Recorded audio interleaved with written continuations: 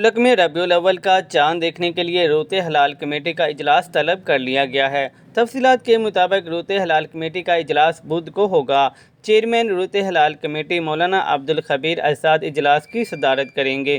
اجلاس میں رابطہ کے وائس ڈائریکٹر جنرل وزارت مذہبی امور سید مشاد حسین خالد، جبکہ فنی معاونت کے لیے وزارت سائنس اینڈ ٹیکنالوجی سے زین العابدین، محکمہ موسمیات سے چیف میٹ ڈاکٹر سردار سرفراز اور محکمہ اسپارکو سے غلام مرتضیٰ ٹیلی فون کے ذریعے اپنی خدمات سر انجام دیں گے۔ 4 ستمبر کو بمقام وزارت مذہبی امور و بین المذاہب ہم آہنگی پاکستان کوسٹال کمپلیکس پارک سکریٹریٹ اسلام آباد میں ہونے والے اجلاس میں ربیع الاول کے چاند کا اعلان کیا جائے گا۔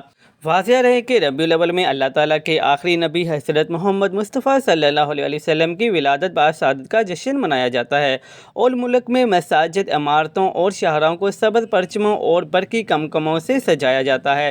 اس بابرکت موقع پر ملک میں بڑی عمارتوں پر چراغاں کی جاتی ہے، جبکہ بازاروں اور شاہراہوں پر محرابیں اور آرائشی دروازے بھی نصب کیے جاتے ہیں۔ اس دوران مختلف مقامات پر درود و سلام کی محفل کا خصوصی اہتمام کیا جاتا ہے۔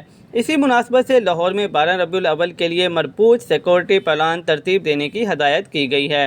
سربراہ لاہور پولیس بلال صدیق کمیانہ کی زیر صدارت capital city police headquarter میں اہم اجلاس منعقد ہوا، جس میں امن و امان کی مجموعی صورتحال سمیت دیگر اہم پیشہ ورانہ امور کا جائزہ لیا گیا۔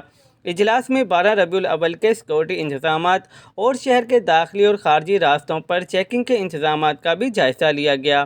سی سی پی او لاہور نے 12 ربیع الاول پر برآمد ہونے والے جلوسوں، ریلیوں اور محافل کے لیے مربوط سیکورٹی پلان ترتیب دینے کی ہدایات جاری کر دی ہیں۔ مزید نیوز اپڈیٹس کے لیے چینل کو سبسکرائب کر لیں تاکہ ہر آنے والی نئی اپڈیٹ سب سے پہلے آپ کو مل سکے۔